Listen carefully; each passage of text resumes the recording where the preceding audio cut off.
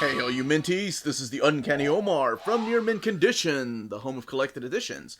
And today I'm going to be doing an overview of the Batman Deluxe Edition Book 6 from DC Comics. We are wrapping up Tom King's run in Deluxe Edition.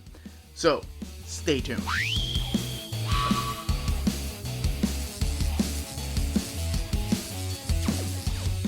And welcome back, everybody. So here we have Batman, the Deluxe Edition, Book 6. This is from the Rebirth era. This is the Tom King era of Batman. And here we have this cover by Michael Janin, and the Deluxe Edition spine right here. King, Janin, Fornes, and Daniel. And then the back of the book right here with this image by David Finch, I believe is who the cover artist is on that. The retail price of the book is $34.99. Now, one thing I wanted to do before we open it up is check out exactly how it would look on your bookshelf. So, here we have, well, the Rebirth era, but they stopped calling it Rebirth with Volume 3, so they just stuck to Deluxe Edition. So you have 4, 5, and 6. Some of these are out of print as of this video, and DC hardly ever reprints. Good thing for outtakes. What I was going to say is that they hardly reprint OHC, so I'm hoping one day that we'll get an omnibus of this era. Not just collecting this, but also collecting the Batman and Catwoman. I guess it was a maxi series. There is a standard size hardcover that's coming out. It's not even deluxe yet, so it doesn't match up to these. So I hope they will include something like that maxi series, and a Batman by Tom King Omnibus Volume 2. But no word on that yet, but I have a feeling that they'll do it.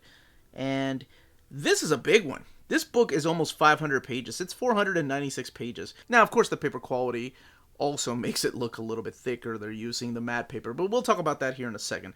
But I did want to showcase what it looks like, or what it would look like on a bookshelf. And just playing it safe, making sure they don't slide down again. Alright, let's look underneath that dust jacket, where we have this image, also by Michael Janin, of two Batman. What the hell is going on? Well, that's the thing. It's going to be a little hard to talk about without going into spoilers. But if I feel like I'm going to talk about spoilers, I will let you all know ahead of time. But let's go ahead and crack this open, check out the artwork, talk a little bit about the story, and if need be, I'll talk about spoilers, because I'll mention spoilers, because maybe I do feel like I need to talk about this particular story. Let's crack this sucker open. It's been a minute since I've done a Batman oversized hardcover overview. We have some black end paper there, and as I was saying, this does have that matte paper. It's not glossy paper that they're using. Here are all the credits. You'll see the writers up here. So it's not just Tom King. There are one or two issues in here that are co-written by several different writers, including Andy Kubert, which is pretty cool.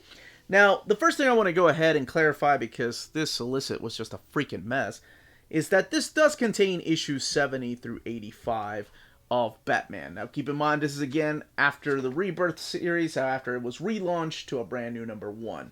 It also collects Secret Files number 2 from that era and Annual number 4, Batman Annual number 4. Because the solicits had it that it only collected issues 70 and 71, skipping issue 72 for some reason, and moving on to 73 to 85.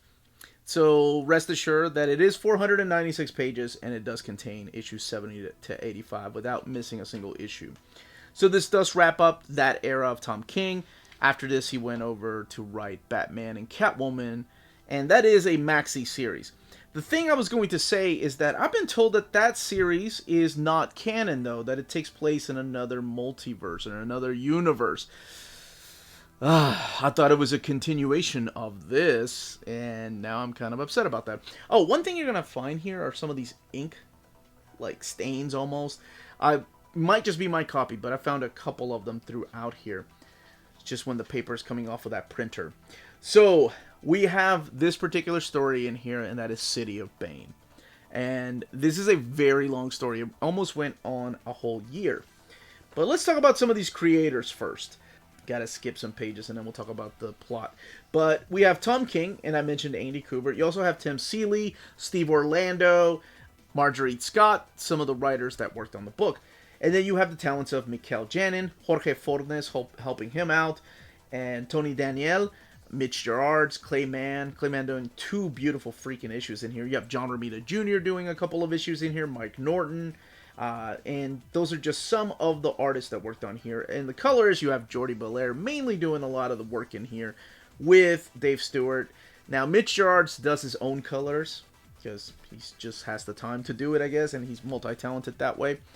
Now, let's talk about this plot. We talked about City of Bane. City of Bane was released previously in 2 big trade paperbacks, and like I said, it almost takes place in a whole year's time. So City of Bane is the story of how Bane, you have the character, the main villain that was in Nightfall, the guy that broke Batman's back, he finally takes over Gotham, destroys Batman, teams up with this other Batman. I'm not going to talk about who that other Batman is. I'll do a spoiler part to talk about that. And takes over the city of Gotham. Meanwhile, Bruce Wayne, our Batman, is missing. He's gone. Nobody has seen him. Nobody knows where he is. And we'll talk about that here in a little bit. The criminals have taken over Gotham City. We still have a lot of citizens there. But we have like the Joker and the Riddler patrolling the streets. And their main job is to make sure nobody gets out of line, including cats that are walking around as strays, people walking their dogs after dark. It gets ridiculous. So you can imagine an entire city ran by supervillains. But at the center of all this is Bane. Bane and his Batman, the secondary Batman. And the other thing is that there is city limits in Gotham. So superheroes and outside force cannot come in and help them out. Which is kind of weird because, I mean, we've kind of saw that before in No Man's Land. But now it's like the outside world is okay because they're not reporting any crimes. I have a hard time. Well, anyway, I'll talk about that in the spoiler section. So you have the barrier, this invisible city limits protected by people like Gotham Girl, who is kind of like the new Batman. This Batman that's working with Bane, his Robin. Interesting. She is pretty strong. I didn't realize how strong she was, though. She was able to knock out Captain Atom. Okay. So where is Bruce Wayne? What's going on? Why did he leave his city behind? Well, Bruce Wayne is on a road to recovery. He's been broken in every way that a man can be broken. And I'll say that this has been a lead up since pretty much the first issue of Batman by Tom King, that I Am Gotham issue. So this is his return to Gotham and win his city back. And the person that's helping him is kind of one of these people that walked away from his life, and that is Catwoman. You can find out all that stuff yourself by reading this run. But she's the one that helps restore not just his body, but his mind, as he was left somewhere. And I'll talk about those moments here in a second in spoiler format. But that's pretty much it. So Batman and Catwoman team up. He, of course, has a big plan to return to Gotham and take over his city again, defeating Bane, defeating this fake Batman, taking out Gotham Girl, but he's gonna need the help of his friends. So it feels like a huge event that isn't a DC event, it's just a Bat Family event. But if you were reading things like Nightwing at the time or Batgirl, it felt like those particular titles weren't really affected by this. So I'm not sure if that was an editorial thing where they were like, nah, you all go on and keep doing what you're doing. We'll worry about the City of Bane here. And these are the type of stories that are collected in here. I'm moving all the way to the back. At the very end, this is where the 4th annual is collected. And this is really interesting. This starts off on a Sunday. So it's Sunday, March 7th. And it talks about Batman in a diary format, what he's doing that day. Then it moves on to the next day, which is Monday, March 8th. Now, as the issue progresses, the panels get smaller and the dates are closer together. So it's pretty much it goes by every day for every 3 pages, then every 2 pages, then it becomes almost an every panel. So you have 4 panel grids until you get 5 panel grids, 6 panel grids, you get the idea. So it's basically a day in the life of Batman, whether it's a few pages to tell the story. I love this Ditko inspired art here. Or whether it's just 1 panel to tell you what Batman is doing, whether he's trying to solve some crime by going into some lab and taking some samples, or he's having a team up, or just saving a dog or a cat, something like that. That guy is busy every day. And yes, this is the way that Tom King decides to tell the story. Now let's look at the extras. So all the way here in the back we have the variant covers. The covers to the main story are all collected right before the issues begin. So you have the cover. It's textless. It doesn't give a credit to who drew it. And then you have... I really wish they had given a credit here and what issue you're looking at. But you get used to it. But all the way in the back, they do give a credit to the artist, the late Juan Jimenez right here. Wow, it's a beautiful piece. And then you have issue 75 right here. So these are the variant covers. Textless variant covers, but they give credit and they tell you what issue they are from. I believe this is the one by David Finch that they used for the back here. Making sure that none of them are spoilers. So these were ideas for different covers that the idea was unfortunately left behind, but the art piece still remains. And here we have page 23. This is the process from pencils to inks by Tony Daniel. And like I mentioned, 496 pages. As far as the binding, this is sewn binding, but there is a lot of glue. But it doesn't stop it from just laying down. I mean, it lays down great. And towards the back. Now, if you're interested in my thoughts about the story, reading all Tom King's run, I'm going to start spoilers now. Alright, all you brave souls that stuck around, here we go. What the hell is wrong with Thomas Wayne? Okay, so we have the return of Thomas Wayne in here. Thomas Wayne is, of course, Bruce Wayne's father, but it's not the Thomas Wayne from this Earth. It's the Thomas Wayne from the Flashpoint Earth. And he is betraying his son to teach him a lesson? To teach him that being a crime fighter is stupid? What? What the hell? How? Okay, whatever. We'll keep going. So I actually enjoyed this story. I thought it was really cool. Bane has taken over Wayne Manor. He's taken over Gotham. He's broken Batman in every possible way. Breaking, not just his body, but his mind and his heart with the whole thing with Catwoman. Again, I am talking about spoilers. There is a death in here that I'll talk about here in a second that I didn't talk about in the non-spoiler section because I want people to be like, what?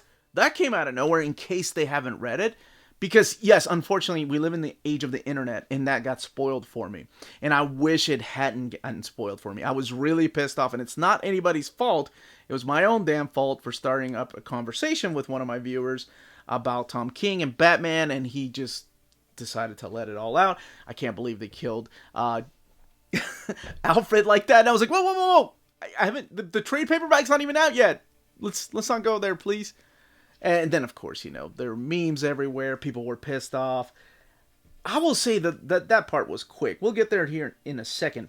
But yeah, breaking Batman, I like that. And then Thomas Wayne taking his dead wife's body and his son and taking them to a Lazarus pit to make his wife whole again. Not his wife, but this Earth's wife. Man, this guy is twisted. And of course, Bruce is smarter than his father gives him credit for.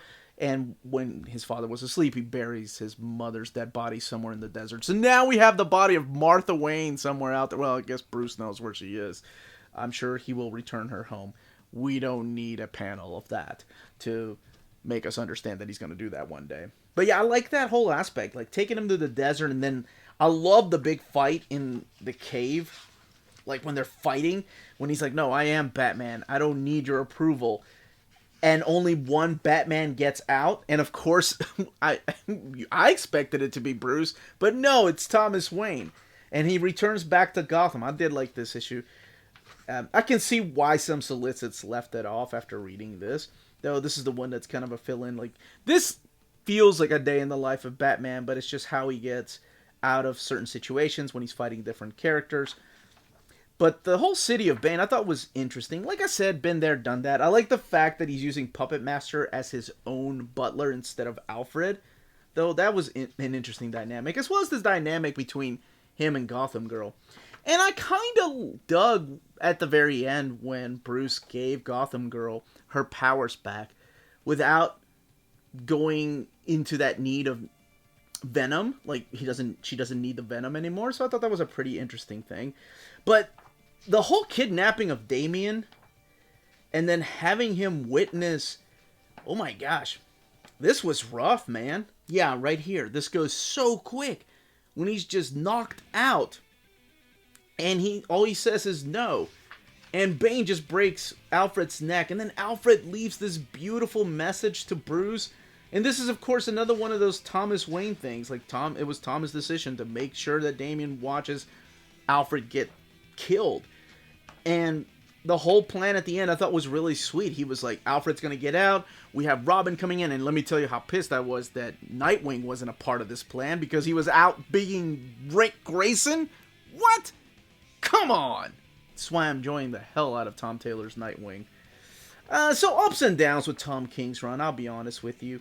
I did enjoy most of this. I thought this issue was super sweet. Like I said, the plan was for Alfred to get out, but he didn't know that Alfred was dead already, and Alfred left this message for him talking about how much of a privilege it was to raise him, how much of a son he sees in him. I thought it was heartbreaking. And then the big fight against Bane, you can find, I'm not going to spoil how that ends up, and then you can find out exactly how the fight against his father turns out. I thought that was an interesting knuckle up kind of fight. Nobody else getting involved, nobody else allowed to be involved, just both of them. And the way it ended, it was just like, I don't know if I'm satisfied with that ending, because we have this bar scene where there's a football game going on, and this guy's like, oh man, that's it for our team, and Bruce is like, no, you know, they can still come up. Just when you think they're down, they can come up and win. Yeah, I get the metaphor. It's really in your face, but just a really weird way to end the run. And then move over to Catwoman and Batman. Yeah, alright. I don't know if that was a decision by him or if that was editorial that decided, yeah, we're going to take you off the book because people were mad at that whole thing we pulled with Catwoman. Or if that was his decision to be like, you know, I've had enough of Batman. I kind of want to write just the adventures of Bat and Cat. Which, by the way, I kind of got tired of that throughout the whole volume here. Them just calling each other Bat and Cat. I get it. It's sweet. But, you know, Bruce and Selina, that's okay, too. Yes, overall, I mean, it's to me, I wasn't a fan from the beginning. I became a fan with I Am Suicide and and then the Bane story. Ups and downs for sure. The last half wasn't as good as the first half, and the ending, that was pretty solid. It was pretty fun for the most part. Didn't wrap up the way I wanted it to. Overall, honestly, I'd give this run a 7 out of 10. So maybe being a little too generous, but Tom King's run, 7 out of 10. Let me know if you've read Batman and Catwoman, though, because I'd love to know your opinions on that. Leave those comments down below. I want to know if I've heard a rumor that takes place in another universe and not this universe. But that, as they say, is that. If you're interested in purchasing this book, don't forget to check out our sponsor, cheapgraphicnovels.com, your online home for graphic novels and collected editions up to 50% off cover price. They have excellent shipping and prompt and helpful service. Check out their bargain deals for up to 90% off cover price. And don't forget that CGN also takes pre-orders. That way you don't miss out on the hottest releases. And they are currently running a special promotion for you Minties. If you're a first-time customer, after receiving your order confirmation email, reply back to that email and let them know Near Mint Condition sent you their way. They will then apply a free shipping promotional credit to your next order in the US. Cheap Graphic Novels, your source for the hottest books with the kind of deep discount, quality shipping, and customer service that will keep you coming back for more. And that was the content, the page count, and build of this deluxe edition. Let me know in the comments down below if you are picking these up, if you're hoping one day there's going to be an omnibus edition of this stuff, which I can almost guarantee you there's going to be. There's no way they don't collect this era in omnibus format. And then, yes, do you hope that the Bat and the Cat eventually get a deluxe hardcover? We know there is a standard size hardcover coming. If you have any questions, leave them down below, and if you have any thoughts about the story, leave them down below. This was the Uncanny Omar. Thank you all so much for watching. Don't forget to smash that like button, subscribe, ring that bell for notifications to let you know when our videos are going live. We are on Patreon and Spreadshop. Amazing ways to support the channel if you can do so, and more importantly, all of you stay healthy and safe out there. Much love.